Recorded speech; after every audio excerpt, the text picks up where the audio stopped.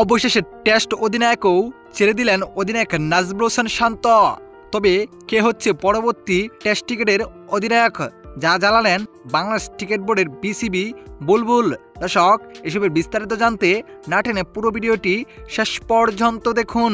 দর্শক, শ্রীলঙ্কার বিপক্ষে বিশাল ব্যবধানে ও লজ্জাজনক একটি হার পেয়ে রীতিমতোই টেস্ট ক্রিকেটের অধিনায়ক ছেড়ে দিয়েছেন অধিনায়ক নাজমুল হোসেন শান্ত।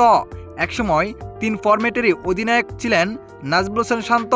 তবে টি-20 ও ওয়ানডে থেকে অধিনায়কত্ব সরিয়ে দেওয়া হয়েছিল নাজমুল হোসেন শান্তর। শুধু ছিলেন টেস্ট ক্রিকেটে। এবার টেস্ট ক্রিকেট থেকেও অধিনায়কত্ব ছেড়ে দিয়েছেন অধিনায়ক নাজমুল হোসেন শান্ত, যেখানে ম্যাচ শেষে নিজে পরিষ্কারভাবে বলে দিয়েছেন। তবে দর্শক, পরবর্তী অধিনায়ক কে হচ্ছে এই হিসেবে বুলবুল আহমেদ বলেন, এখনো সিদ্ধান্ত নেওয়া হয় নাই যে পরবর্তী টেস্ট ক্রিকেটের অধিনায়ক কে হবে। তবে আমরা সময় হলেই জানিয়ে দেব, সবাই অপেক্ষায় থাকেন।